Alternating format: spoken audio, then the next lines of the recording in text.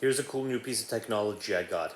It's called the Anker Powerhouse 200. So Anker makes a bunch of these. They make different powerhouses from 200, I think, all the way to 800. And I think 200 is the amperage rate, I think. Now, I'm not an electrician or an electrical engineer, but I think that's what it is. And it's a pretty cool item. I just got it. So here it is. Check this out. So this is it. It's called the Anker 200. Look how gorgeous that is in the front. It's very sturdy. It has a very unique industrial design, and it's just so cool and so unique, and I love it. And I'm gonna probably take it on a few road trips I have planned for the second half of this year. So let's look at what this has, if in case you're interested in buying this. So it has this cool strap. It's not a leather strap, but it's very durable. And these cool metal brackets are here. See? These metal brackets are holding it. Feels durable. This is rubbery, and this is metallic. This kind of gives a metallic feel. So now during the day, it's normal temperature, but in the morning, I unboxed it yesterday, and in the morning, I could see that, I could feel that it was a bit cold. So very cool. Nice, like aluminum or some kind of metal. Then you have a bunch of chargers here. You have the car charger. You have two USB ports. You have a USB 3 port, and this PD means power delivery. It means you can power off this, but you can also power this thing off of it as well. And how else would you power this? Well, how else would you power this? This way. This is the main way, actually. You have this back area. It looks like there's a grill for some kind of cooling, and then you have this power. And this power, let me see if I have that. Here's the plug. So here's the plug that comes with it. Here it is. And then you just plug this in. Plug this in right into the back. And then you could just power it and then go. But what if you don't have that? You have other options. So that's cool. There's a power pass-through. So you could charge it right in your car through there. And of course you have the main plug in case you have like an iPhone or something like this. Of course, no, this is not an iPhone. This is an iPad. This is USB-C.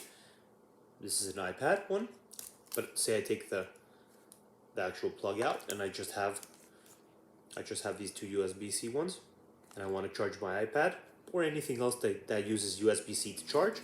I'll toss this into the item and toss this into the power bank. How cool is that?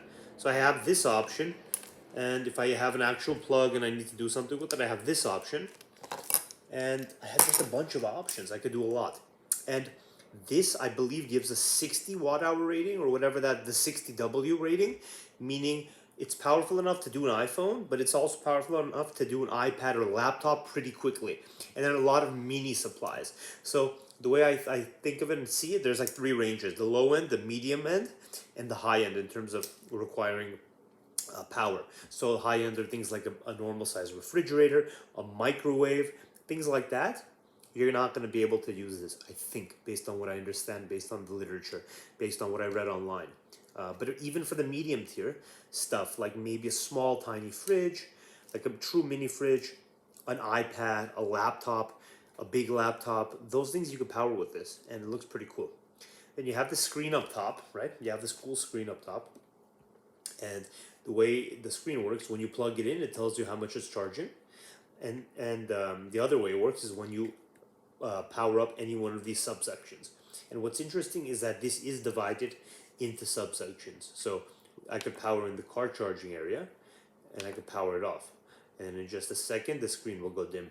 I could power in the USB area, and you see it says 81. As I'm recording it on my screen, it says 18, right? Because there's a mirror thing into it. So I'm not sure if you're seeing 18 or 81. But when I review it again, I'll see it, but it's probably going to be 18, I guess. How does that work? That's interesting. I know how it works in a mirror, but that's weird. That's pretty cool. I have to look into that and think about that more. So another interesting thing is that this screen, you could power on each one, right? So you could just turn on each one. So you can have each one powered. Or maybe you can't have all of them powered at the same time. Let me unpower this. Let me unpower this. And this takes a second to go away when you empower the middle one. And let's just turn this on. Yeah, that makes sense. So this gives you probably quite a bit of power, and I guess that's why it doesn't want everything to be on at the same time, I guess.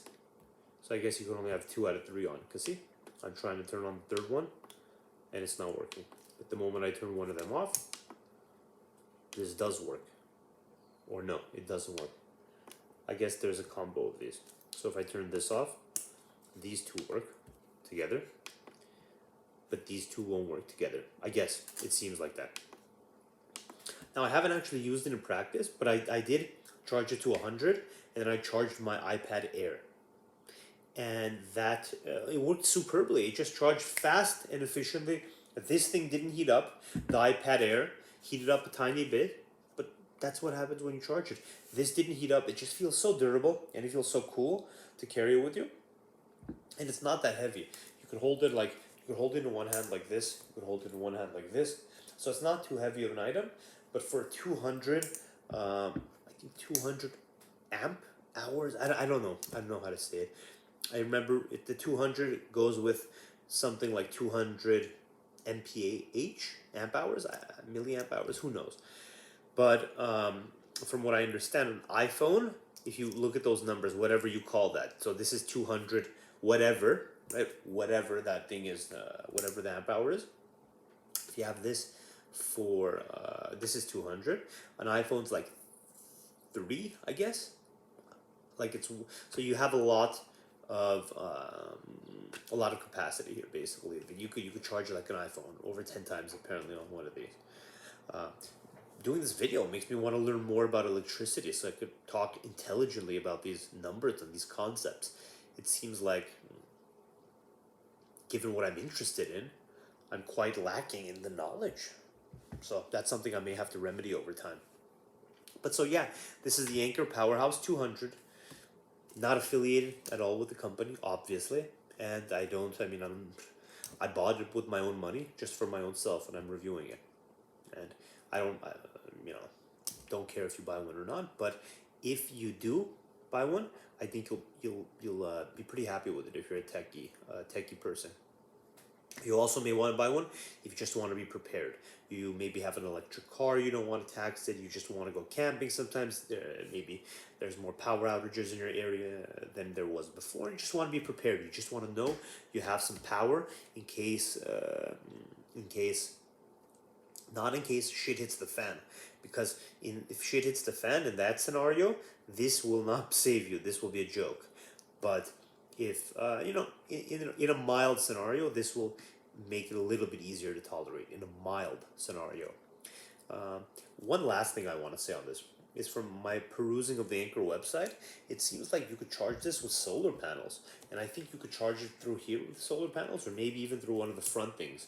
So Anker sells their own solar panels, and they have their own solar panel sets, and other people do too.